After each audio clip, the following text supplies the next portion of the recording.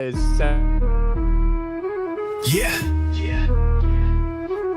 Holocrons glow, wisdom of the old school. Sith Lords rise, playing by no rule. Mandalores mask, war drums they pound. Jedi lost in shadows, no peace to be found. A more civilized age, where legends were born.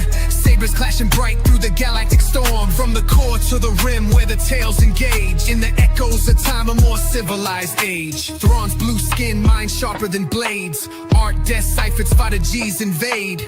Mara Jade with a vengeance so cold. Turned from the Emperor, her own past she strode. A more civilized age, where legends were born. Sabers clashing bright through the galactic storm. From the core to the rim, where the tales engage. In the echoes of time, a more civilized age. Rakatan ruins, tech older than dreams. Force flows deep in the galaxy streams. Lost tribes rise, the Sith reclaim their might.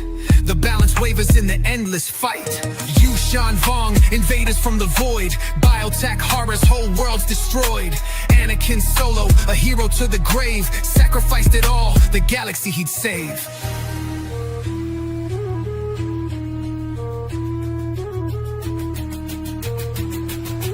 Yeah.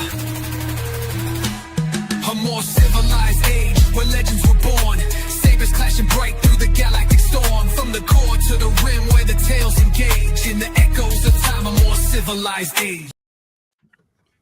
Is that better? Bro, that is awesome. And, That was great. And as you were doing this, Pacers get the ball back. Tyrese Halliburton, who's had a million clutch shots in this playoffs, gets the ball. He drains and put the Pacers up one. There's 0.3 seconds left in the game. Right as you hit live. Holy cow. Yes, that is so much better than the last one. Who did that? That was me. Good job. Who's singing that? Who sang that? Who sang that? I'll tell you. Yeah. Well, I got fuzzy there. Yeah. So anyway, there you go. I'm glad.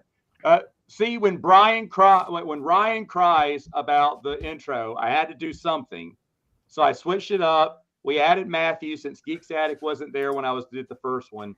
And now we're all happy again. And I love that you have the sombrero on. You told me to do it. You told me to do it. You. You didn't think it was going to happen, did you?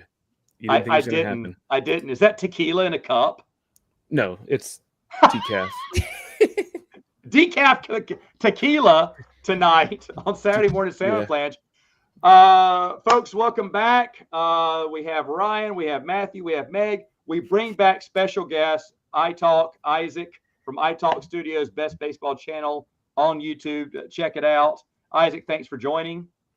Absolutely. Thank you again for having me. Appreciate it. Of course.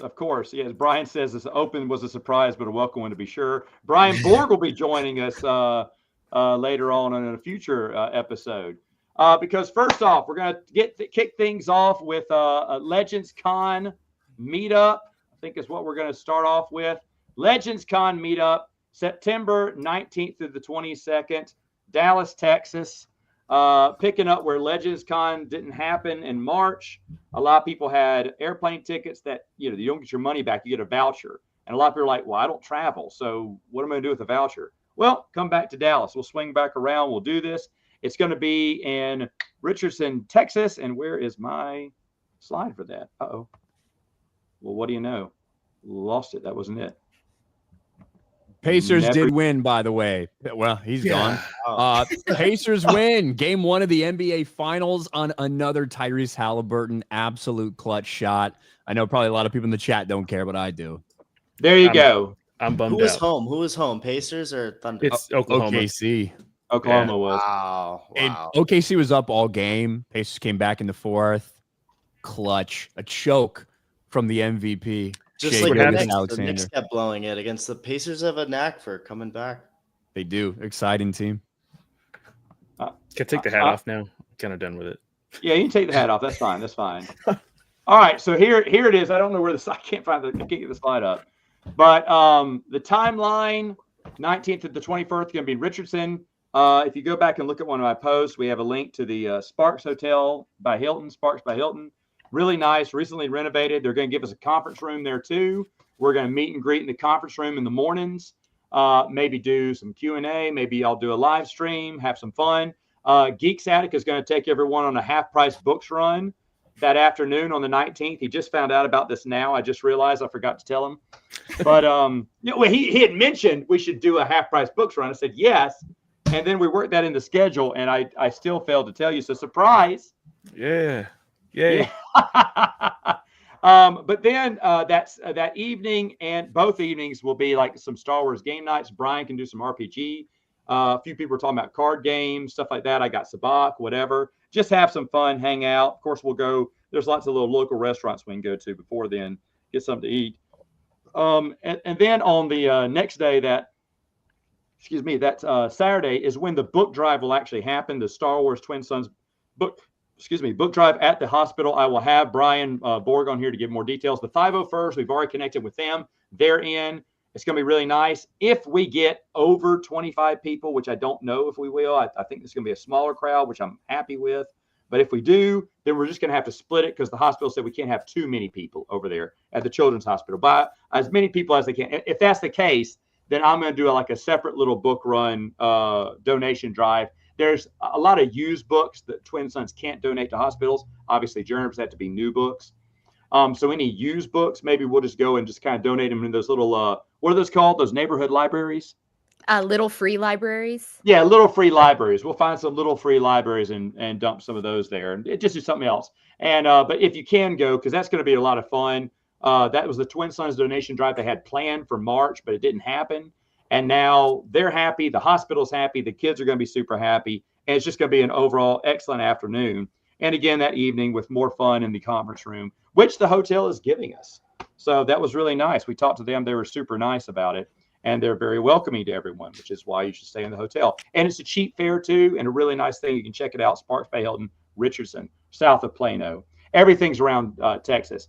Now, on Sunday, not much. Maybe conference room failware. Everyone's kind of moving on, flying off, driving back home. I don't know. But if you stay that afternoon, Ryan and I are going to the Texas Rangers game. Going to go see Texas Rangers play the Marlins.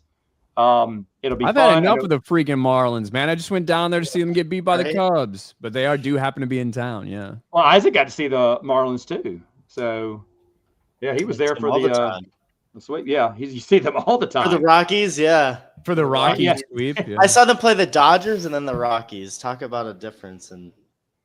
Yeah, big difference there. Exactly. So, yeah, anyway, but we're going to go see it. Actually, Isaac's going to be there too. Surprise guest. Isaac will be there in the stands too, since he's a Marlins fan. And we'll all be there watching the game. No, I want to go. And it was kind of funny because when I first got the date down, I was talking to Brian about the date. I was actually looking online while on the phone with him when the Rangers were playing. I said, what about this weekend? He said, yes. I went, yes. So when I told Ryan the weekend, Ryan's looking up when the Texas Rangers are playing. He goes, hey, the Rangers are playing. I went, the Marlins. I said, you want to go? He's like, yeah, I'll go. So we'll go to a game that afternoon, unofficial, but still there. But it'll be fun. I think it'll be fun. I've never been to their new stadium, to be honest. I feel bad for Meg. She just got destroyed by that banner the entire time you had the screen shared. Oh, I'm sorry. No, last month it was Matthew who got cut off. Oh, okay. Sorry about that. But anyway, that's it for that. Matthew, Matthew does, if you don't know, Geeks Attic has done half-price books runs on his channel with Adam from Red 5 Reviews, who is also coming to the LegionCon meetup. So I've always been wanting to, go hang out with them. I'm only 4 hours away, but they never tend to call me on when they meet up and do that. So that's very nice. But anyway, so I'm going to get my own party. And everyone's invited. But those are a lot of fun. Y'all find a few finds here and there, and generally just have fun. So, and then Meg will be there to sing the national anthem or whatever every morning. Oh no. Meg wants to go. Hard sell. I'm telling you what, hard sell. But anyway, so that's the LegendsCon meetup. Check it out in my post. I'll be talking more about it later on. Actually, Twin Sons will be talking about it on their media too, and you can go ahead and spread the word. And truly, Brian Borg from Twin Sons will be on here, if not next month, then the month after. I'm going to have him on before we go out there. But there is one thing that we discussed last month. We never finished it because Meg says I'm too busy She held up, she said, talk to the elbow because the hand's on vacation, Ryan. I have been too busy to watch Andor. Meg, have you watched Andor yet? I did. Okay, I spent a week rewatching season 1, and then I spent a week watching season 2. So I am caught up. Okay, and then I get a message from Isaac saying you really should check out Andor season 2. So I think I know what he feels like, but we're gonna get your opinion on it now that you've seen it. Yes. And so Meg, Andor season, and Matthew, you haven't seen this, right? No. Okay, me and Matthew will stare here with blank faces while you talk. Go. Andor season 2. Andor season 2. 1 minute. I have to stop someone from shoving his head in the blinds. Oh, I'm sorry. She has See, a the child. cat gets it. Oh, it's the cat. Okay, yeah. It's usually my kid. You monster, you. Talking about Andor, I'll stick my head in the blinds. Wow. Yes. All right. What? All right. So, Meg, go for it. Andor season 2. I, for the most part, enjoyed Andor season 2, but I was also someone who enjoyed season 1. I do think that. What is wrong with you? He just keeps going. Yeah, he's not sophisticated enough. He needs attention. Telling you. Yeah. I thought that, in a way, I think that the choosing to do 3 episode chunks that covered a year sometimes worked really well for me, but in a way reminded me of season 2 of Rome, which is an excellent show, but that was a show where they did season 1, they were planning to do 5 seasons, and then they were told that they were only getting 1 more, so they basically put a lot of what they were going to do in 4 seasons into 1. And from my understanding with Andor was that the original plan for Andor was 5 seasons, but Tony Gilroy didn't want to do 4 seasons, so sort of did it into 1. And so I felt like there was some stuff that felt rushed or abbreviated. Like, I'm not sure that Bix, who in season 1 was Andor's ex-girlfriend, and in season 2 she is his now girlfriend.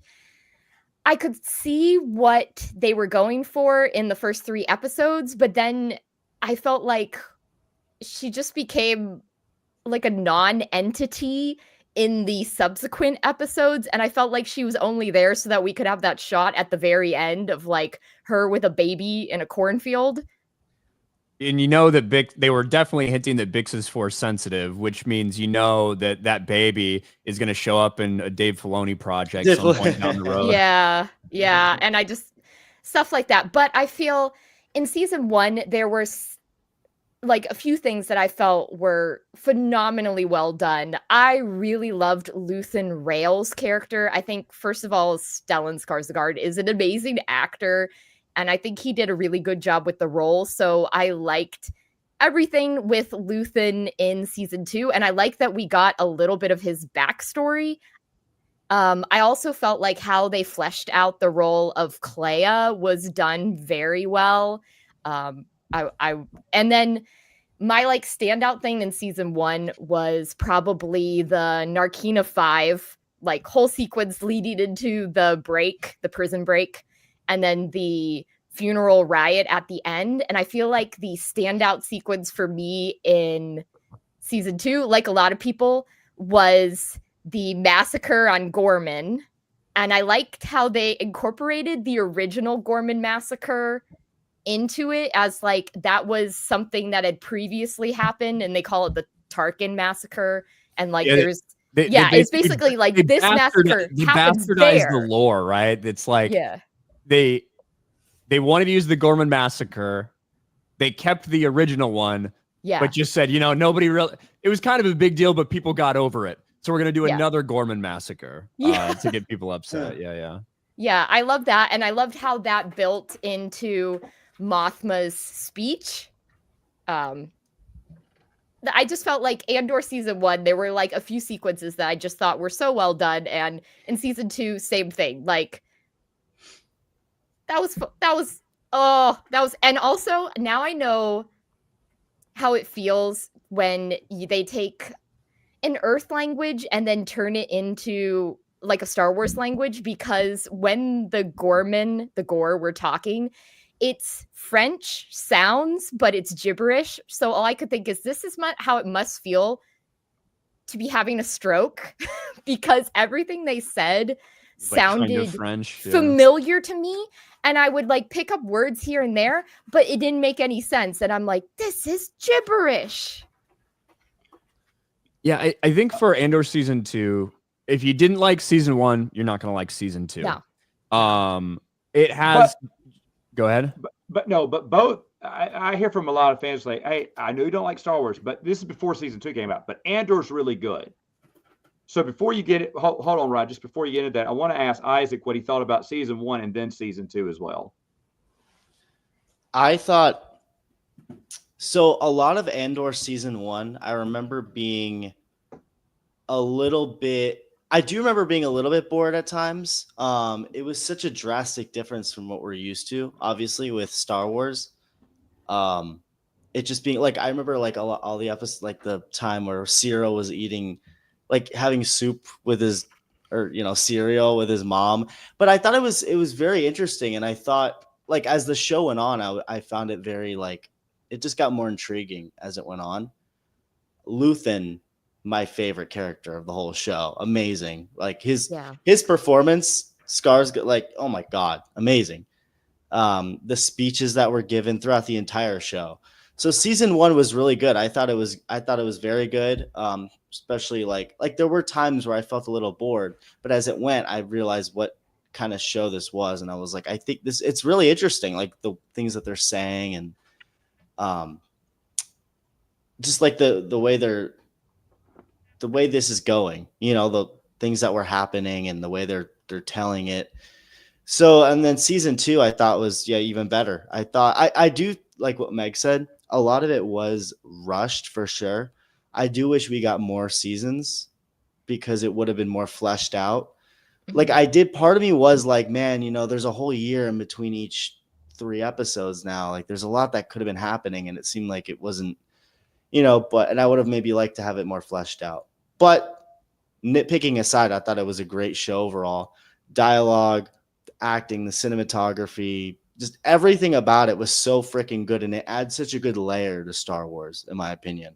It makes it more, you know, I love how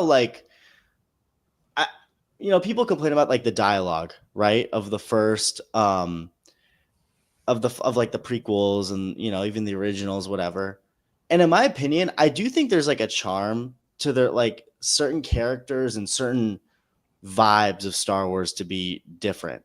Like, for example, the Jedi, right? The Jedi are like these mystical characters, you know, in this temple, and they're going on these missions, and most people don't even know who they are, you know, the day-to-day people. I like the idea of in Star Wars, you know, it's mostly, a lot of it is kind of like our life, but like Star Wars way, you know, version. Like it's different from us, but it's the same. It's very similar in a lot of ways. But I do like the idea that the Jedi are more like, they're not normal, right? They even speak a little more like they're in like a Shakespearean kind of world. Whereas you have the characters in Andor who are just normal people. They don't have any sort of powers. And they're just going about their day-to-day lives trying to do what they can for either the rebellion or the Empire. And I love how even the Empire, right? Like they have no idea who Vader is or that Palpatine's a Sith Lord. I really like just how in depth it goes. I love just, I think it really adds a cool layer to Star Wars, the show overall, Andor. And I think it's very cool. I think a lot of people are like, oh, this isn't Star Wars. It doesn't feel like Star Wars. And I think it's okay because you can have different vibes for different things, right? Like a show about the Jedi or movies about the Jedi or shows about the bounty hunter or Sith or this or that. Like they should all have a little bit different vibes to them. And Andor, show about just normal people, whether it's people in the rebellion or the Empire. I think that's cool. I think it was really cool just seeing like the normal side, quote unquote, of Star Wars. Even though it's not normal, there's a lot of things that are not normal, but it's like, You're like getting more boots on the ground and normal people living their lives and stuff like that. Yeah. It's like a John le Carre story. I don't You're know. gonna have to give me that reference. What's I don't John know that Le reference. Carre? You know, he wrote Tinker Tailor Soldier Spy. Oh, okay. Oh, look at you. Okay. Well, a lot of people like that. That's one of the things I say about Andor. It's not about Jedi, not about the Force. It's about something different. We like something different. Ryan, what were you gonna say? So I was just to try to, I guess, give a big overview. If you didn't like season 1, you're not going to like season 2.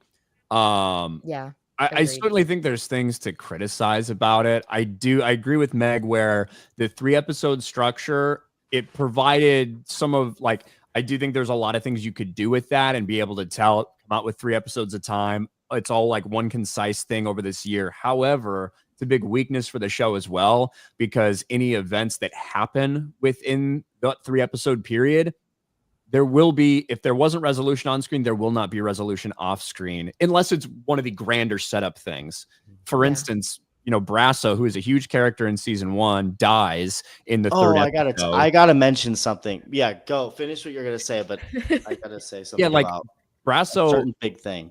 The show. Brasso never even talks to Cassian through that entire 3-episode arc. He dies before that, and then we end, and it's a year later. And I think Brasso gets one mention when they're drinking all the people that have died, but that's it, like this very big impactful moment. You get nothing from it. It is going to have, just like any Disney Star Wars show, it's going to come with the same limitations or problems or things that will irritate people depending on if you like the Star Wars expanded universe and the stuff that they told then. Yes, it's going to piss you off that they steal this TIE Avenger stuff from the lore, then put it in here. It's going to piss you off if they bastardize the Gorman massacre and, just pretend the Tarkin one was something different. There was really another one that happened. I felt Bail Organa got a little bit done dirty in the final episode. Well, I guess maybe, in the final episode, with him being the one to like stand against Cassian when he's bringing this information from Luthen for what I thought was a little nonsensical reasons. But with all that being said, I think it's the only competent in terms of a writing, like well-written show. I think it's the only competent thing that Disney Star Wars has done, period, is this show. And I do think there are problems and ways you could improve it and things that they decided to push. For instance, I think Luthen is probably the best character Disney's ever created. But in his last Swan Song episode, I thought there was some great stuff in it. But I wish it had really been a Luthen episode instead of what got turned into a Clea episode. Yeah. And I think the stuff that was done was actually executed well. But I wish they hadn't made those decisions. Because I really would have liked to see more just a Luthen episode or some other way that you would have got in this scenario, and then you kind of make him look like an idiot too, because you can't tell me with as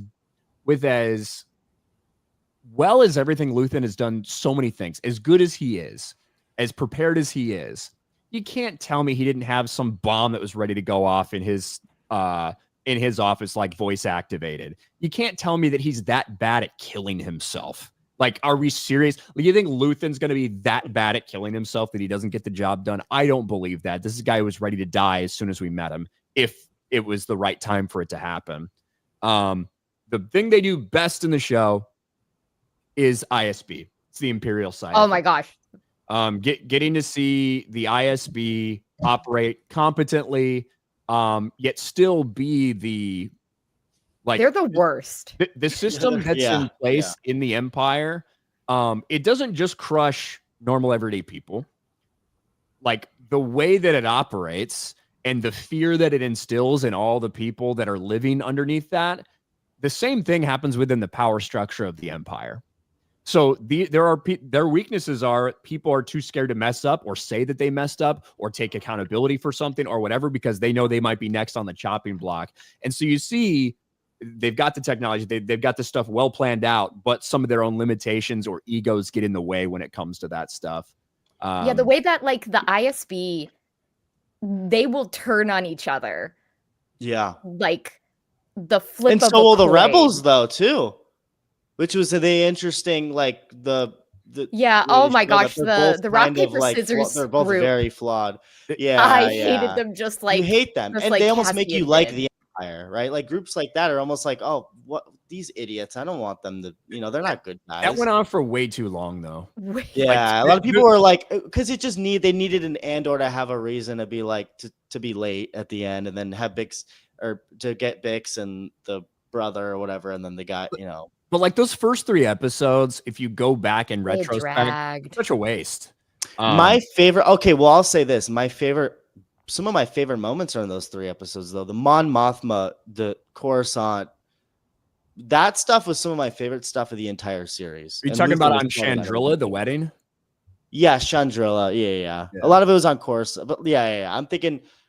My biggest problem with the first 3 episodes is that one, casting doesn't do shit the entire time. There's no payoff for getting that TIE Avenger. There's no payoff for that. There's a lot of repetitive stuff, like Luthen's conversations with Mon Mothma about her friend being suspicious of whatever. They have the same conversation like 4 times before they finally get to the point. Bix and Brasso are just kind of all like, every scene you go to them, they're like, well, we got to be ready. They might be coming, but hey, Cassian, we got to wait for Cassian coming back. It was, and then the most controversial scene. I didn't find it very controversial at all. No, I didn't either. I agree. I Controversial. found it. I felt like it was another example of like how absolutely just awful the Empire is. That Yes, like here's a guy who and it's seemed real. kind Yeah, to like it's them, real. and then of course you know? he turns Right. around and tries to assault her. Of course, Right. I didn't like the scene itself. I thought it was a whole like massive nothing burger, honestly. Yeah. But the one thing I did think about the scene was that for her, like, scene was fine. When she exclaims, just to like make sure everybody understands what happened in case you didn't understand what went down in front of your eyes, he tried to rape me. Yeah. That scene, it's not the word. I don't have a problem It with the seemed word. very forced. That, The word maybe should that exi- line. but it was very like that. it was very on the nose for Yeah. a show that often keeps things not on the nose, yeah. if that makes sense. And so Yeah, that's why I it stood out to me. So Meg, you didn't get Prince Caesar or Shaz the Empire icky vibes. No, because I think she Yeah. just keeps I like got you. hitting That's him fair. with tools. So Gotcha. anytime that someone does something like that and just gets absolutely, killed in the Yeah. end, I'm like, But by the way, Matthew, all this fun and conversation reminds me about our good time on Shasta Mountain and all the fun things we did. It was It's like just like basically the same. Basically the same. Exactly. I feel I like remember we're a back there time. again. Yeah. Go I ahead. mean, minus the view.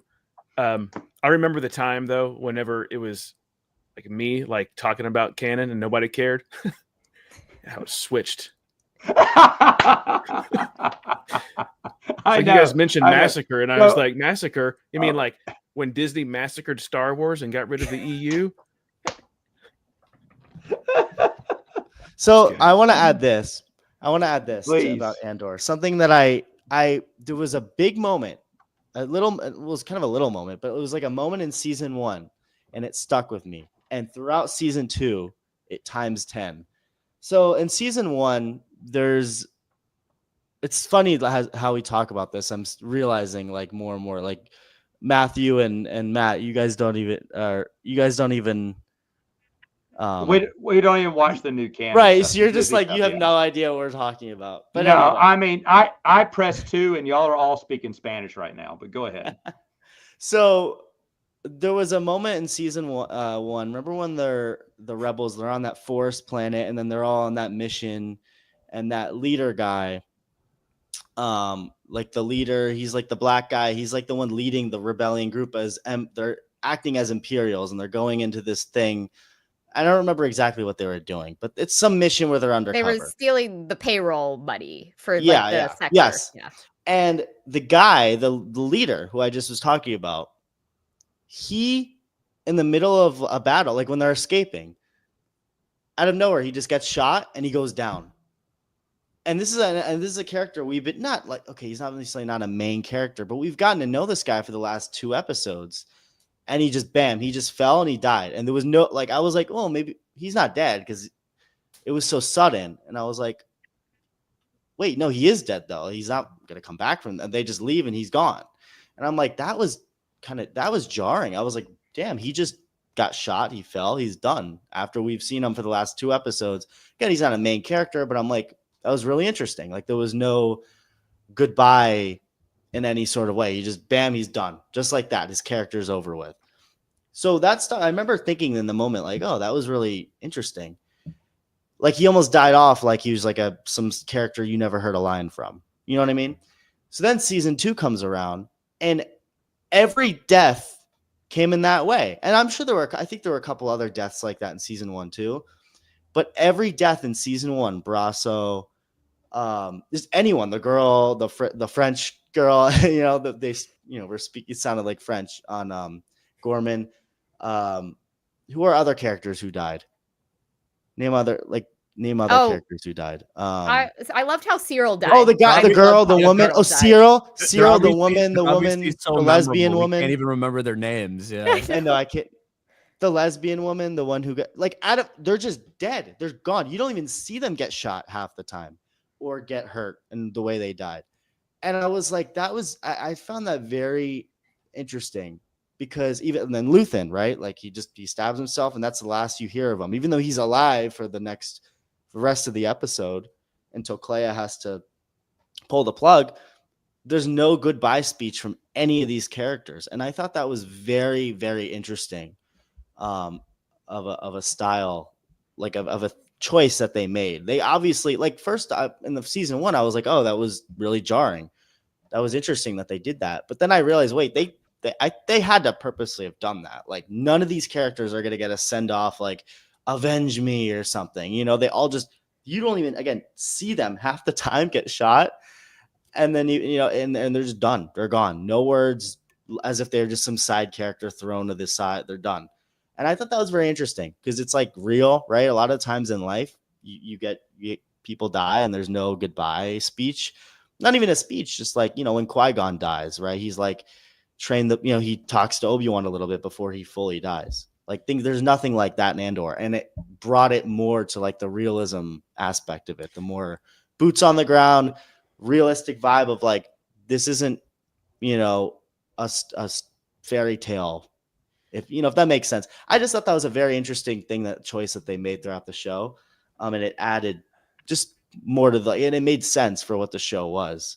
Yeah. So I don't know in terms of like, is that particular, oh, that's fucking awesome that they didn't do that. For me, I do think they just wanted to make sure they showed, look, a lot of people are going to die throughout this. Yes. And you're not going to remember them. Think of how many, think of how many soldiers in war have done. We don't know.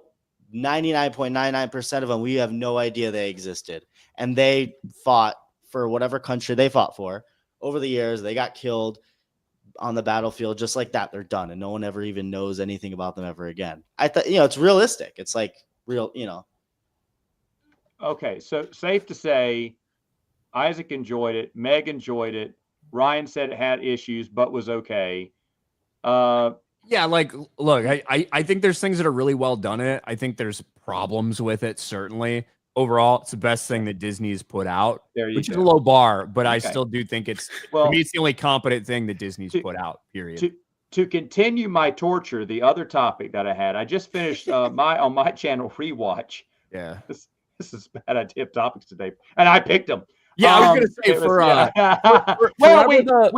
we were gonna talk about Andor with her, but she hadn't seen it yet, and I said, "Don't worry, hadn't seen it yet." We'll talk about it on the Legends Con meetup, dude, in the chat, whatever queer that is in the chat, who is bitching about us. Matt makes the topic because we weren't planning on talking about that. Legends Con meetup. I did it just hope to see you there.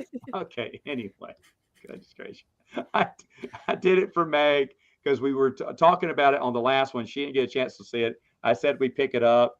Isaac gave me that text. I said, let's bring him on. Because Isaac has also seen, I think, Filoni's Clone Wars series. I just recently rewatched it, gave my review. I thought I was very fair on what I liked and what I didn't like. Obviously, everyone knows this of me. I cannot stand Ahsoka. I really did try to give some understanding to some other episode that people tell me, but this is a good episode. Maybe if you get rid of Ahsoka. And it just bothers me so much that this character got shoehorned into the series. Like, oh, yeah, we're giving Jedi Padawans. Really? Then who else Name one other person. That's what he should have told Yoda. Name one other person getting a Padawan. Yeah, you're the only one, Anakin, because we have to insert a new character in this story. And I get it. You want a character for the young kids to get along with, but get over yourself. It's the Clone Wars. Talk about the battles. And not all of them were bad. In fact, a lot of the earlier seasons I actually enjoyed. When it's focusing just on the clones, I thought there were some good things there. Wasn't all that bad. As it got further on, it needed to be cut off. That thing needed to go 3 seasons max, in my opinion. But round the horn here, Filoni's Clone Wars. Who wants to start? It's fucking F tier. I disliked it from the beginning. I was one of the people where it came out and I'm like, hey, new Star Wars show coming out. I'm going to watch it. And I watched it. I'm like, man, this is rough. But, you know, sometimes I read some books that are rough too. So let's keep going. I hated Ahsoka. I didn't really like the depiction of Anakin. I didn't like that they were fighting Count Dooku every other week. I didn't like that either. Yeah. I didn't like that not only was it going against what had been established in the expanded universe and destroying Mandalorians and like all these different things, but also the fact that it didn't even fit in with the movies was really bothersome. In season 4, when they brought Maul back from the dead, was when I was like, "You're done. You're out." Nope. That was me too. I'm done. I can't do it anymore. And I didn't watch it for years until after it was over, and I eventually caught up with them. I think when it went on Netflix, actually. It was like a chore after that. Like I'd say back then, DVRs were the thing. I had them on my DVR, and there'd be like 6 or 8, and I was like, oh geez, what can I do while I'm doing this? So I'd like fold laundry or do something while letting a few play just to do something, because I felt like I was just wasting. But I felt, back then, Star Wars fan has to watch them all. And I was like, wow, this makes no sense if it takes place between episode 2 and 3. When Anakin turns, Obi-Wan turns and goes, this time we'll go in together. What you mean, like the other 3 times from the Clone Wars? I mean, it just, and there's so many other. Or like when Count Dooku is like, or Anakin, he's like, my powers have doubled since the last time we met, Count. And he's like, you mean like last week? Yeah. We just met prior to this. And then Grievous is a klutz. He's a coward. He's a runaway. They nerfed him, yeah. How is he so powerful, and why is he so feared in episode 3 if all he's done is run away and lose in the Clone Wars and be a klutz about it? He is not dangerous at all in this Filoni series. We'll get to the other series in a minute, but in the Filoni series, he's not. Ahsoka, I think it's like the 7th episode of the series. Ahsoka holds her own against him for a short period of time in a hallway. You know what I mean? It's embarrassing. It's embarrassing the level at which Grievous was depowered in this thing. Especially because what we'll talk about later is his initial appearances in the Micro series. He's terrifying. And how terrifying he is. It doesn't make any sense. We'll get to that one next. But the clones are... I guess I would agree that some of the clone stuff is maybe some of the better parts of TCW if you have to take something. But even those are such bare bones level 9-year-old type of storytelling. What's the arc that people talk about as Umbara arc? You were telling me about that. Yeah, we talked about this when I saw you the other day. So the Umbara arc, people are like, oh, that one's so good. It's so dark, and it's really it's good for the clones. It's like, yeah, but let's talk about what this best arc is. It's the most. You have a Jedi Master who's literally just gone full dark side and is murdering clones, and it's way out there in the open.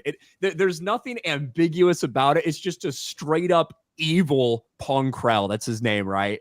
Mm-hmm. Who is just throwing clones, intentionally getting them murdered. So that's people's best arc, which is just, again, it's 9-year-old level, thinking that this is great in some way. That's what it is to me.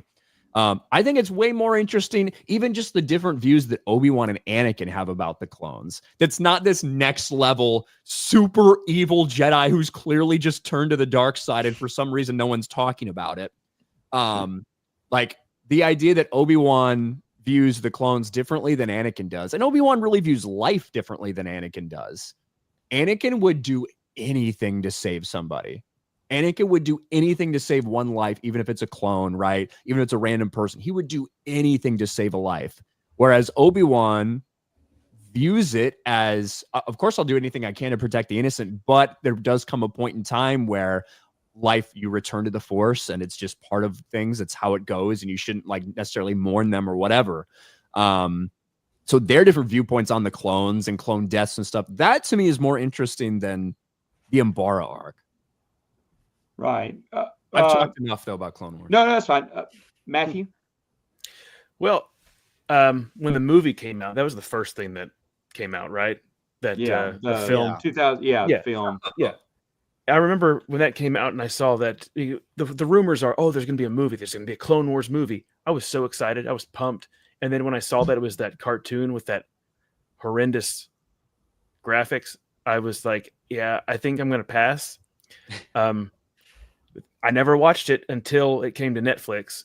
That was when they started talking about Disney Plus is coming out and everything's going to be removed from Netflix and all the other streaming things.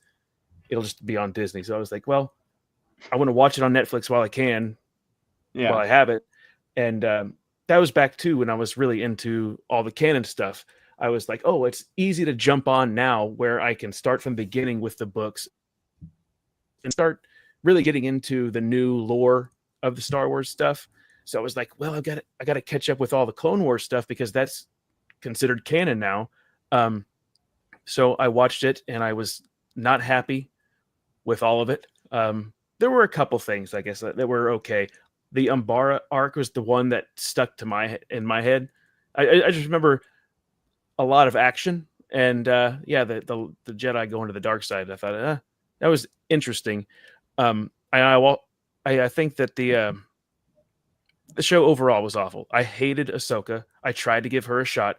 I tried to give her a shot in the book that came out about her, and I just couldn't do it. She was annoying. I just can't get behind the idea of Anakin having a Padawan during the Clone Wars when he's not mature enough yet to even just be himself. You know what I mean? How is he going to help take care of like another kid? It didn't make any sense. And then, of course, there's no mention in episode 3 because episode 3 already came out. Still, if they had such a strong bond and relationship and we get nothing with her, I just thought it's weird. It doesn't make sense to me. And I can't stand that character. I tried. So, yeah. Okay, Meg? Yeah, Clone Wars. I think I might have liked Ahsoka's character better if she was, what's his name? Is it Plo Koon? Yeah. If she was his Padawan, because there's multiple times where like she's on a mission with him, right? And they have a connection too. They have it probably would have been better if she hadn't been forced on us and may have been a side character like she eventually became in the series. They'd bring her in every so often for a little story arc and then leave her on. And if she was with Plo Koon, that probably would have made better sense. I also starting the series just because they want Anakin, Yeah. Sky Guy, wasn't that the nickname? Oh, yeah, it was terrible. Sky Guy and Snips. There is a small I hate that. I think it's a stupid decision for Anakin to have a Padawan for all the reasons that Geeks Addict mentioned. However, I understand the desire to be like, okay, what if we take a character and we have Obi-Wan or we have Anakin get close to them and the same way Anakin cares so much about freaking everything that gets way too attached to everything. And she gets done wrong by the Jedi. And that gives Anakin even more ammunition to be inherently distrustful and maybe question the judgment of the Jedi. And I get that aspect of it. And I think done the right way, that could be interesting. I think that giving Anakin a Padawan's the wrong way to go. I think that's the wrong way. And I like the idea of Plo Koon being her Padawan. That maybe that would have changed it. But Then there was the Sky Guy Snips thing. They went with season 1 heavy on. I was like, I can't. No, can't. To me, no. it was also I remember. distracting. Oh, go ahead. I thought it was distracting too from the relationship that Obi-Wan and Anakin were supposed to have. They're like supposed to be a strong brotherhood, but when they're focused on, Ahsoka half the time, it's like, come on. The third wheel just kind of. Yeah. Yeah. And I remember going to see the movie when it came out, going, "Oh wow, new movie. This is gonna be great. Star Wars is back." And watching it, and I was like, "Oh, that was oh." But I think, Isaac, did you see it when you were younger? Yeah. Did you see it as a kid? So Mhm. this is a perspective I want to hear from you. As a kid, you could have had a completely different look at this show. I'm definitely the most positive Clone Wars person. But hearing all 4 of you, yeah, I'm 1000% like a Clone Wars fanatic. I'm fine with that. At least I'm compared to what y'all have said. So I 1000% understand everything you guys are saying, especially like as I get older, I start, you start seeing why some things may be stupid or whatever. To me, I thought the Clone Wars, honest to God, one of my favorite shows of all time. I thought it was. It's so good at world building. There's so many different episodes and moments with other Jedi that you never even hear talk in the movies. I love that. That was my favorite part of it. The world building aspect of it, the different Jedi, all the clones, and just all the bounty hunters, all these characters that, you can't see in a 2-hour movie. You got to get to the main story, but all these side mission stuff. I love that. I thought, it's so funny looking back. You talk about how they fight Count Dooku every 2 weeks. How about Anakin and Obi-Wan getting trapped with Count Dooku by a pirate, and they have to team up, them three, they have to team up with Count Dooku to escape the pirate.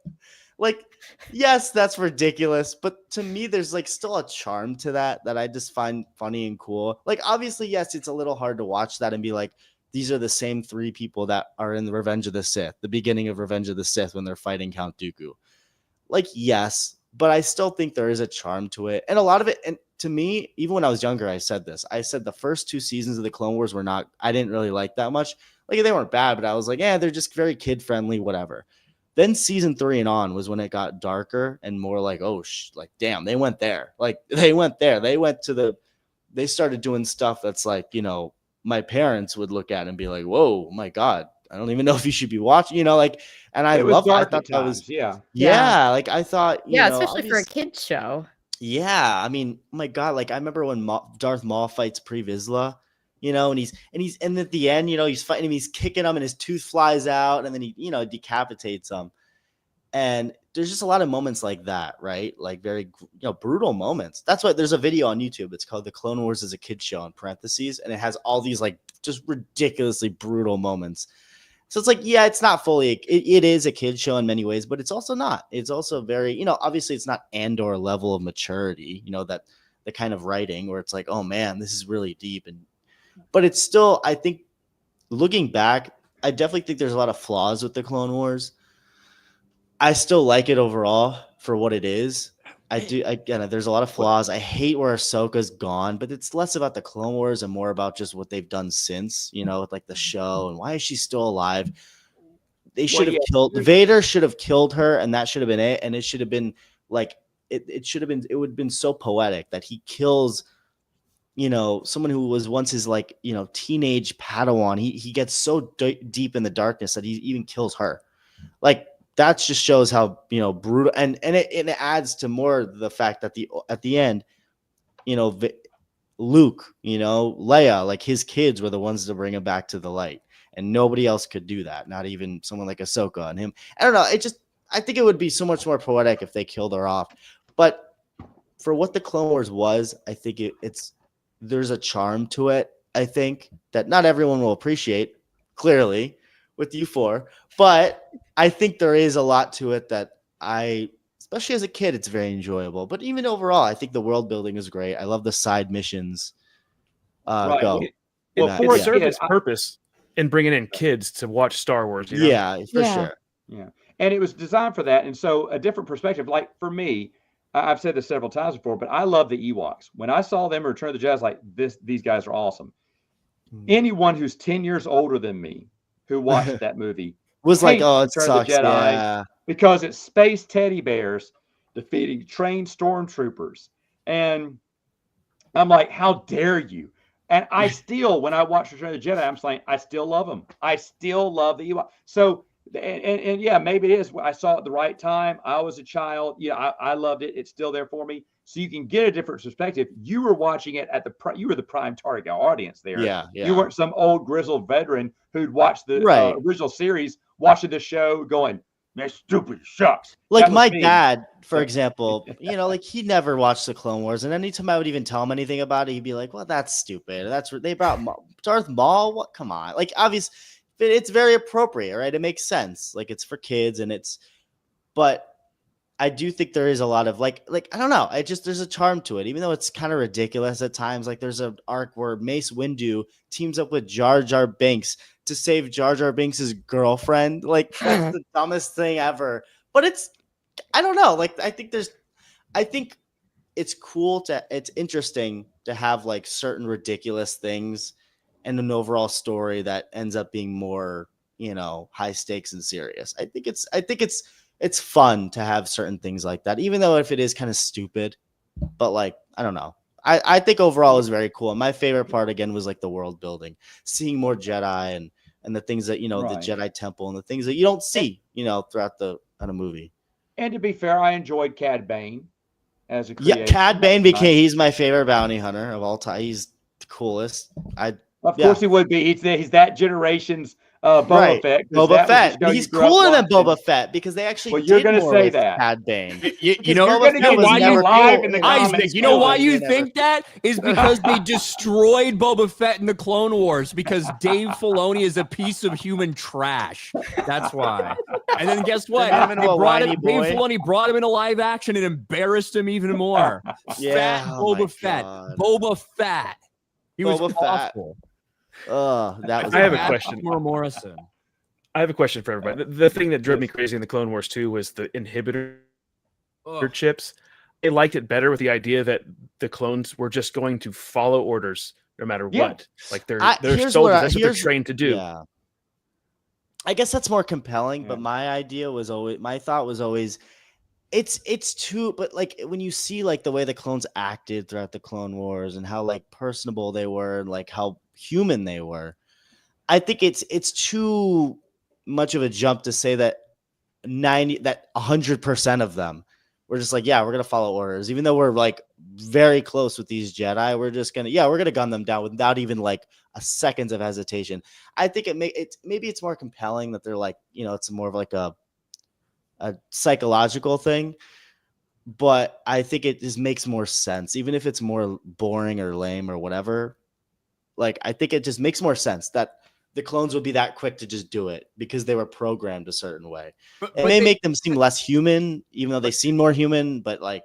So they're like, the clones are bred to follow orders from whoever they're in charge of. And like, they make it crystal clear that even in, and I forget what book it is. It might be Dark Lord Rise of Darth Vader, right after Avengers. Yeah. They address a Because lot of that stuff. Oli Starstone's troopers, they get the order and none of them follow it, and they get her out. Yeah. Which can't be wasn't- canon. because Then. that- What book was that? it Was that removed- It removes, I think that was Dark Lord, the Rise of Darth Vader. I think so. And Yeah. by doing the inhibitor chips, and by the way, having freaking Rex, who just loves Ahsoka so much, be the only one who's able to resist for long enough. Right? Just Oh yeah, where he's like shaking. Right. That's so stupid. But by using the inhibitor chips and removing all decisions or actions or feelings like from It's definitely the more clones, lame. yeah, like it's way more darker and sad and conflicting that these people, they're serving with these Jedi. They know these Jedi. They care about these Jedi. And because they get the order, they make the decision to go through with it. Not that they're like droids, you know? It's similar to the whole midichlorian thing, right? where it's like people are like, oh, you make it more like technical than like magical, right? I think with the show, they had personified a lot of the individual clones to the point that like they're, especially Rex, they're protagonists. And I think the inhibitor chips came about because it's like, oh, well, we can't have our protagonists, you know, of their own volition kill Jedi that they've been buddy with. So the inhibitor chip. Kid To friendly. me, yeah. Like if you had really showed these guys who are like, oh, I think the Jedi serve under is great, but I got an order that contradicts that. I just think that's it just makes it more unrealistic though, because it's like enough clones would be like, no, I'm not doing that. Like maybe I would have a few years ago, but now after all this time spending time with this Jedi, like why would I just shoot them? Like, no, I'm gonna question that now. And then maybe there'd be some clones who are like, no, we have to. And it would create too much of a rift, and it would be way too chaotic for it to go the way it did in Revenge of the Sith, where they're just gunning them down like with ease. I think it just creates like there'll be way too many clones who are like, oh, I don't know. No, I'm not. Why would I do this? This is like asking me to just walk off a cliff. You know, it's way too drastic of an order for no reason, you know? So again, even if it's more like lame, I get why maybe they made that decision, because it's like they have chips and they just automatically, boom, they're like robots now. Which again, yeah, it's kind of more lame, but I guess it just makes it more logical that they would all just, bam, immediately you're dead without even you know. Yeah. Sorry. We had to ban someone in the chat there. So oh no, getting a little rowdy. So yeah, it was a fake name and whatnot came in there to start trolling people. Anyway, so you're saying I won't see him at the Legends Con meetup? Most likely not. It's disappointing. I know. Anyway, he may come to the game though. I don't know. Who knows? Anyway, the other version of the Clone Wars was a 2003 Clone Wars micro series. This went 2 seasons. Excellent show. Action packed. Grievous is awesome in this.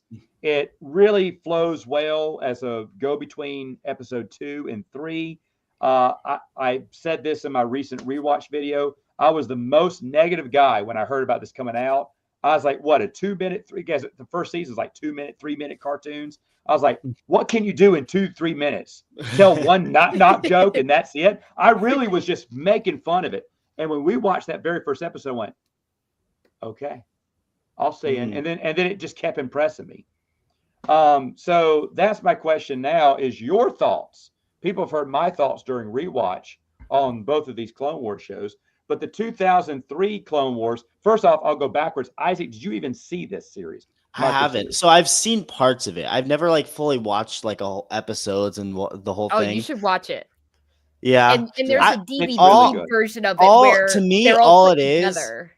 To me, it's all it is just great choreographed, amazing animation, like fighting, and it's cool. It's like, and it's literally like anime, right?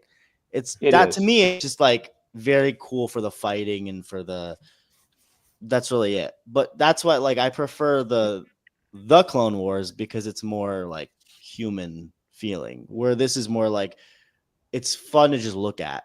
Oh, look how cool! Like Ventress and Anakin have like this crazy fight, right? And it's that's really cool. But there's no dialogue. There's zero dialogue the whole show. What? No. So, there is dialogue. There's dialogue. What are you saying? There are moments because of the stylistic nature of it. Yeah. When during the fight. During the fight, there's no dialogue. Yeah. And I'm sorry, that's what I meant. There's no dialogue during that fight. And it's just awesome. You don't need Ventress wisecracking and Anna going, I will. People are saying in the chat, no. You guys definitely have points. I haven't seen the whole thing, so I can't fully judge. But I know for a fact the Clone Wars is more like a lot more like talking and like human-based type feel to it, rather than just like fight. Not that I actually like it. I just prefer more like you gotta watch it. You gotta watch it and let us know what you think when you get done with watch it. Yeah. Watch it. Let us know. Watch Okay. it. Let us know. It's easy to do. We'll do that one. All right. So Meg, 2003 Clone Wars. I love it. I have it on DVD, the like 2-disc set Yep, where they've I do put too. all the episodes together. So it's basically like, watching a little short film. There's so many. I think you have to go into it being like, this is not realistic. This is very stylized, but it's so well done. And I like how everyone's characterized. And I love how terrifying Grievous is in it. Yes. So well done. I love it. Compared to I own it. Yeah. Well, and also, look, one of the best things about the 2003 micro series is that it was created specifically to be a bridge between episode 2 and episode 3. It just so happens that all of the events that occur within it work perfectly leading out of episode 2 and into episode 3. From Anakin's attitude immediately when you start is pretty much his same How it is, personality, yeah. like as opposed to TCW, where here we are a month after the Clone Wars, and suddenly Anakin Skywalker has developed a completely different personality. He's like way more Speaks the way charming. He never would. Yeah. Like makes no sense. Whereas this one, he very much is consistent with how he was at the end of Attack of the Clones. With his attitude, the way he speaks to Obi-Wan, the way Obi-Wan speaks to him, all of this stuff. Seeing him go through the Ventress fight, seeing him earn his knighthood, right? Like seeing these very important things. The Obi-Wan stuff with Dirge, like that stuff is fun and cool. I love Dirge too. I think Dirge is an excellent villain. Dirge is a Bounty good hunter, villain. But again, and then not only showing Grievous is terrifying, not only showing him, and a lot of this, you do have to go into it. It's stylized. We understand that with the type of stuff that they're doing. But you have Jedi Masters that are getting murked by Grievous, right? There's a reason why Obi-Wan is barely able to survive against Grievous. A Master of Sarisu is barely able to survive against General Grievous because he's that threatening of an individual. And we get to see all the way leading up to the kidnapping of Palpatine, and we get to see why Grievous has this cough that he randomly has. Yeah, Mace Windu, Mace force Windu punched crushed him or something. Yes. So it does. That's why he's wheezing in episode 3. Yeah, because that had just happened, basically. What's the multimedia project? It doesn't fit with the multimedia project. What does that mean? Is that the comments? It mostly does. Don't know what he means by that, but that was like is it I don't think it's canon, books that came out before Revenge of the Sith, and they were like the Clone Wars. Well, there's a little the comic series and books. Anyway, 2003 Clone Wars fits. You might find a couple things here or there, but I think it fits pretty well with most of the stuff that was published. I will say the whole thing with Anakin, and he is definitely like a little different. Like he's a way more charming in the but here's the thing.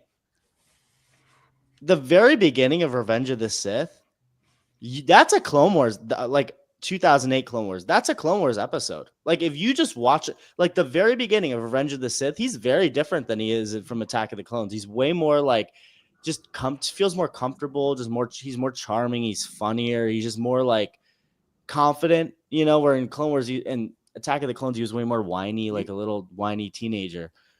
So I do think it's interesting how in the beginning of Revenge of the Sith, it really almost feels like it's plucked out from that show. Like it's like the Clone Wars. Hold on, the show was made after Clone Wars it, episode, right? and the show was made after that. But here's my problem with it is that the beginning of the Clone Wars show takes place like 4 weeks. No, I know. So why would he start acting like he does? Exact. No, for sure. I understand that. Like if you're going to do a show like that and you're going to have that much time, you make him feel a little more like Attack of the Clones Anakin. You're right, because Revenge of the Sith, and I think the novel does a great job illustrating this, Obi-Wan and Anakin, although Obi-Wan still is a little bit fatherly with him at some points. They're way more brotherly. They have a lot more type of brother relation. It's evolved to a little bit more of a brother relationship as opposed to a surrogate father-son.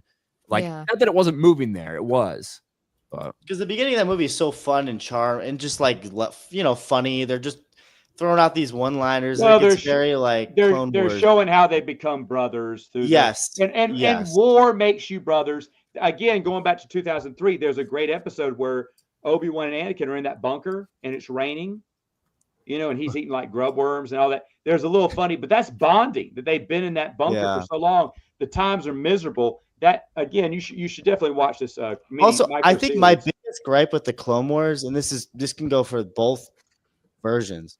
I think overall it should have been way more than 3 years. I think 3 years is way too short. You know what? Maybe for the 2003 one, this doesn't go with that.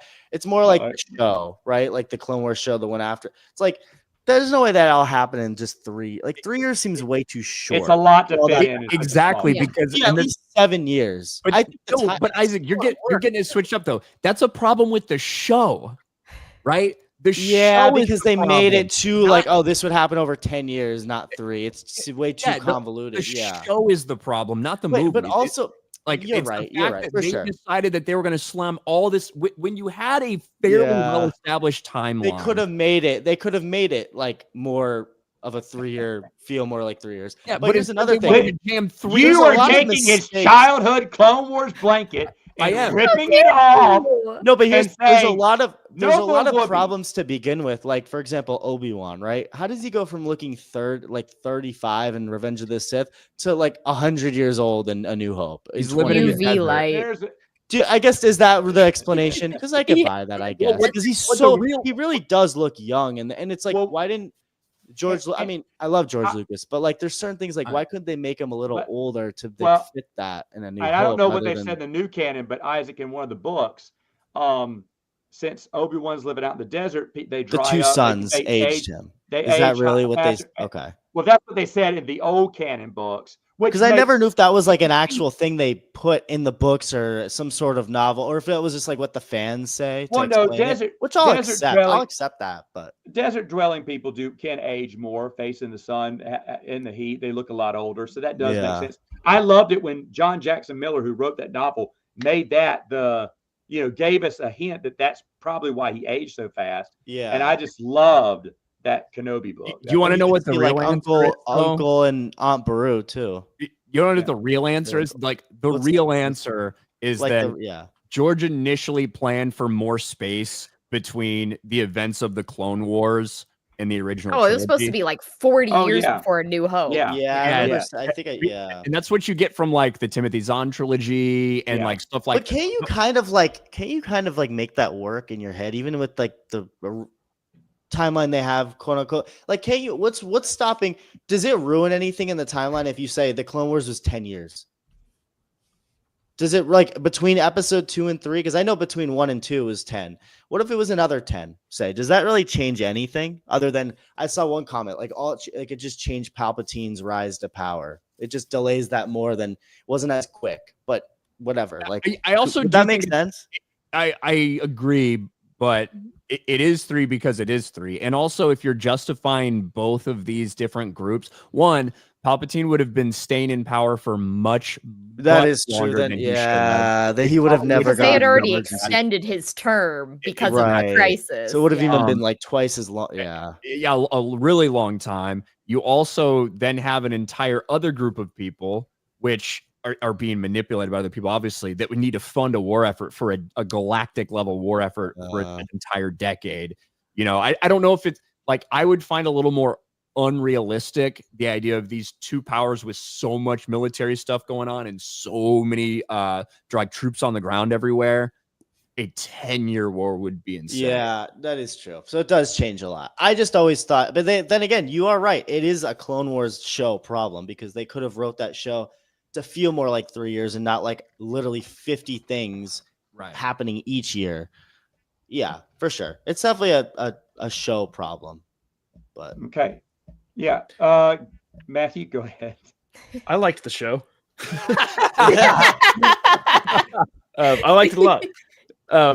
Yeah, there were some things that stuck out to me after I recently read Labyrinth of Evil, and it kind of hints that some of that stuff is like, oh, these are the stories that have been kind of it's so you could take the Clone Wars as not this is a factual thing, but these are like kind of stories from the war that are being told. Yeah. Mm-hmm. like when Mace Windu does that whole thing, he like wipes out the entire droids and all those the big machines. You guys remember that episode? It's a kind of a silly episode, but he's like in the desert. He just like destroys everything, like with the Force, his lightsaber, and I think he even punches a droid, and it just crumbles to like screws and bolts and stuff. But well, that is Mace Windu's Shatterpoint ability. Yeah, that's true. Which, if you read the book Shatterpoint kind of gives it away, doesn't it? It's adequately titled. Yeah. Also, the Revenge of the Sith novel gets into his Shatterpoint ability. Right. But yeah, I liked it a lot. I remember watching it when it would pop up on the internet little streaming show. I have them on DVD. I wish they would re-release it in like Blu-ray or whatever with like all together, like the whole thing. Yeah. And I thought you were going to say the truth to why Obi-Wan Kenobi looked older than he did, before. The truth was that it was a different actor.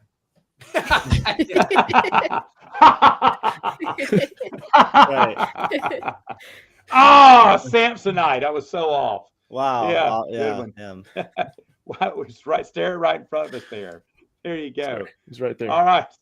So there's your 2003 Clone Wars. Wow, what a show. All right, so I want to thank Isaac from iTalk Studios for coming on today.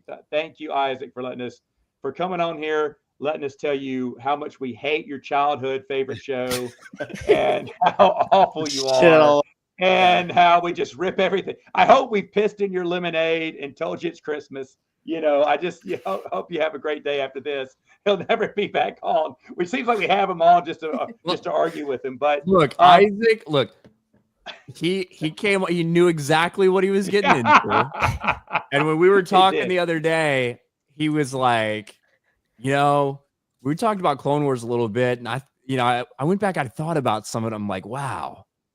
Yeah, maybe that doesn't really make sense. Dave Filoni, look at all the stuff he's done in Star Wars, thinking, maybe that is. I used to be a Dave Filoni. I would 5 years ago, I was the kind of person that'd be like, he needs to be the president of the United States.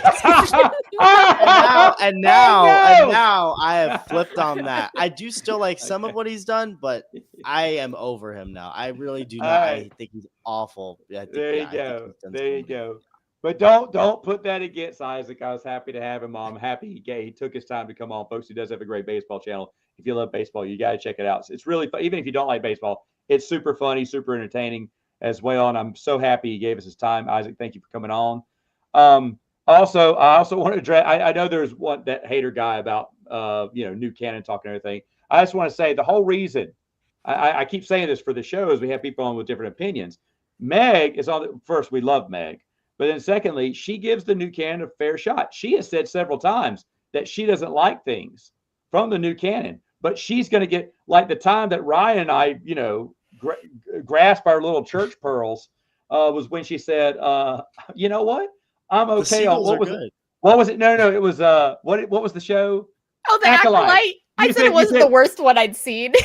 No, you said, she said, I'm going to give it a try. It wasn't too bad the first episode. And right after we went off, Ryan goes, they are going to crucify you or that. Or something like that, or that comment there. But the thing is, though, later on, she said, it was one of the worst and blah, blah, blah. It didn't hold up to what. But the thing is, though, Meg has given her honest opinion. You can't call her a Disney shill. Not everything is, roses and, candy or whatever. No, Meg just say, no, this is not good. Or no, they strayed here. They got this right and they did it. She's given an honest review. I don't mind that. And plus, yes, I don't keep up with any of this. Matthew doesn't either. But you don't see us grinding our gears, talk about how much we hate these two. We wait till they leave. And then we'll talk bad about them. But anyway, no, the thing is, though, that's how a conversation goes when you're in a civilized age. You're just talking to people. We have different opinions than you. That's totally fine. So I know that's no one in the chat here, but that one person we had to ban is actually being kind of crude there. And I apologize for not catching that earlier. I'll be more vigil looking at the chat there. But I just wanted to make that out. And of course, Meg, I'm always happy. That was the most excruciating 30 minutes of my life. But I'm so happy that we got to talk Andor for you. Thank you. That's all I give is a thank you. Matthew, I can't wait to hang out and actually do something with you. Matthew and I actually go do stuff. Yeah, Matthew and I have hung out for an entire weekend and amazingly achieved nothing. Well, we went out to breakfast. Yeah. And we were with each other the whole time. Yeah. And did nothing. But at Legends Con meetup, we're gonna do something. We're actually gonna have fun. So that's actually be fun. And Ryan, of course, always happy to have you on. Who knew that Ryan wouldn't be the controversial one tonight? Who Right. was? Oh my God. Legends Con guy? Yeah. He takes the cake there. But anyway, so thank you, everyone. We'll be back next month with the More Civilized Age. Take care. I don't have an outro. So I got to get Star Wars Marvel Purist talent to give me that outro there. But I can't play the intro again. I'm done with that. Anyway, folks, we'll see you later. That intro was